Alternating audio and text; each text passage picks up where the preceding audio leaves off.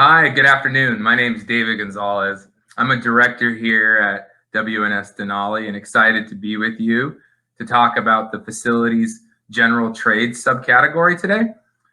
This category we would define as all of the labor functions such as electrical, carpentry, plumbing, roofing, and handyman type services. We work with a variety of Fortune 500 clients supporting their strategic sourcing efforts across a variety of categories, and this particular one comes up quite a bit. So today I'm going to share with you some tips and tricks on running a successful strategic sourcing project for the general trades category. I'm going to focus on building your, number one, building your sourcing strategy. The second will be focused on understanding the supply market. And the third piece is going to be on collecting proposals from suppliers and making sure you get quality proposals. So the first, building your sourcing strategy. It comes down to a couple of really important things. First, you need to understand your data. And data in this category takes shape in a couple of different ways. Number one is your spend data. Who are your top suppliers? What are the top categories? What geographies are you spending in? You really need to understand that. The second is transaction data.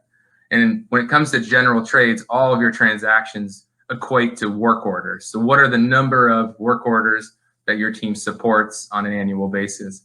Also understanding, is it preventative maintenance? Are you on a preventative maintenance program, or is it reactive and break fix type work orders? You need to understand those factors. Many of our clients are able to utilize technology to capture this data, such as ServiceNow, which does a really good job in capturing your work order data. If data is an issue for you and you don't have ServiceNow, my advice is to work with your incumbent suppliers. Many cases, they have this data and they're able to share it with you as you're building your sourcing strategy. Another important piece in your sourcing strategy is around how can you bundle and leverage your volume across all of your business units.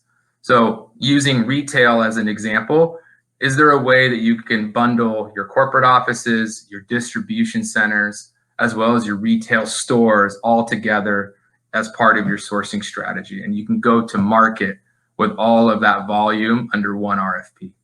Another thing to consider is how can you insert new suppliers as competition into the strategic sourcing process. I think that's an important piece that leads to my second tip, which is around understanding the supplier market. This category has a high level of competition. There are national providers, regional providers, and local providers. There are union shops, there are non-union shops. It's important that you evaluate all of those different type of suppliers.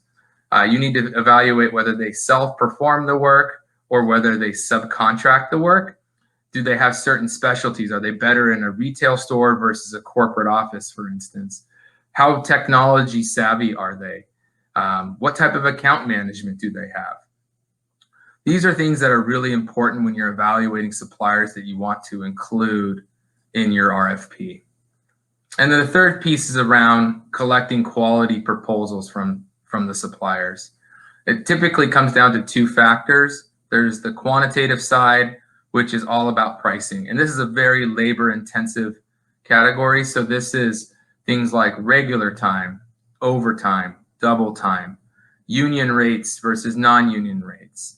These are things that you'll need to evaluate as part of pricing. You'll also want to evaluate any contract incentives.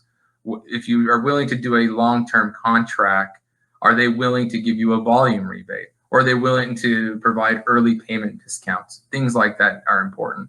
On the qualitative side, you want to understand their service coverage. Can they do all of the trades? Can they do all of the geographies that you need support in? Do they have good reporting capabilities? And probably most important is client references. Do they have examples of current clients that are similar to your company that they can provide to you as a reference?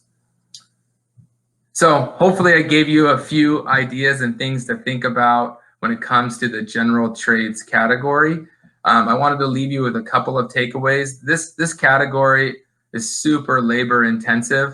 It's all about people in this category, and it's really important that you focus on building strong relationships, both with your internal stakeholders as well as those key incumbent suppliers. make sure you invest the time to build and cultivate those relationships. It will really go a long ways for you in managing this category successfully. The second piece is around running a strategic sourcing project in this category. Typically takes 12 to 16 weeks.